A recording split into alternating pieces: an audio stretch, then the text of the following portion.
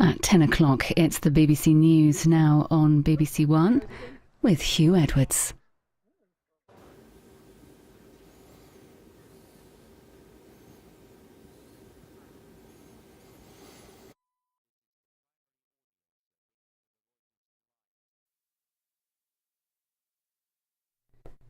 With another famous face on the sofa, more stories from across the country. Join The One Show at 7 tomorrow night. Then Greg and Chris help a family who cook 2 separate meals each night to cut out sugary treats and eat well for less at 8. The hunt for Ealing's most wanted burglars lead to a high-speed chase. The Met policing London is at 9. And following the 10 o'clock news with extra storage will be new towels banished to room 101 at 10:45. That's Wednesday night on BBC One. Find full details online at bbc.co.uk/BBC1.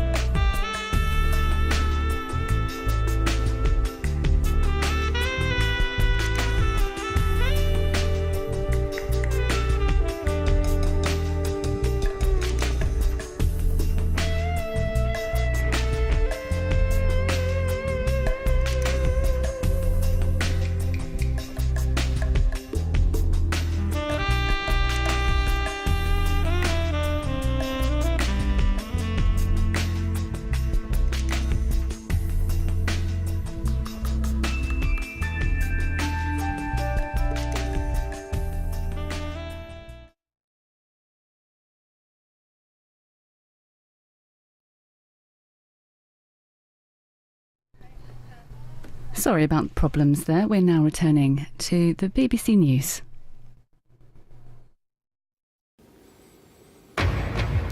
Tonight at 10, jobs and prosperity must come first in any Brexit deal. The Chancellor spells out his priorities.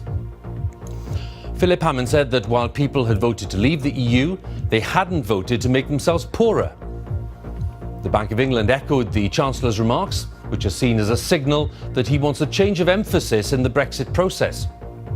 We will leave the EU, but it must be done in a way that works for Britain, in a way that prioritises British jobs and underpins Britain's prosperity.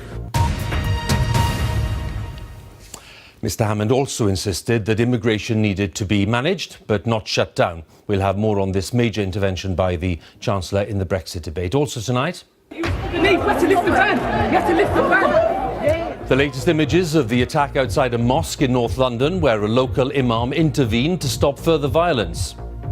The true heroes are those who arrived on the scene right at the start, and the heroes are those in the hospital now, suffering with injuries, some of them life-threatening.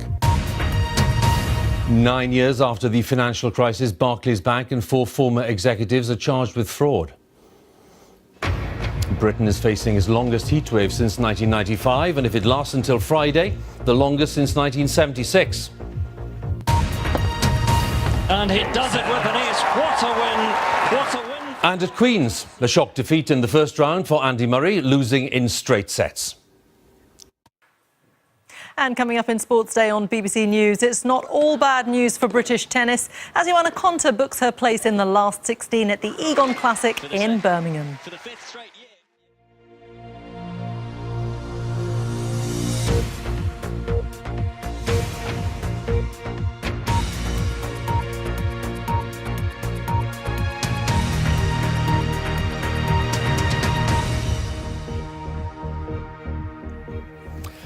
Good evening. A few technical problems tonight for which we apologise, but on the eve of the Queen's speech and in the week the formal Brexit talks got underway, the Chancellor has defined his own goals for the negotiation ahead. Philip Hammond said that jobs and economic prosperity had to be priorities in the Brexit talks, and he stressed that immigration needed to be managed, not shut down. Mr Hammond said that while people had voted to leave the EU, they had not, in his view, voted to make themselves poorer. The Chancellor's comments in the City of London were welcomed by some business leaders, as our economics editor Kamal Ahmed reports now. A year on from the referendum and cars waiting in sunny Southampton for a journey to the continent of Europe. Exports to the European Union like these are a key driver of our economy, an economy the Chancellor said would now be at the heart of those complicated Brexit negotiations.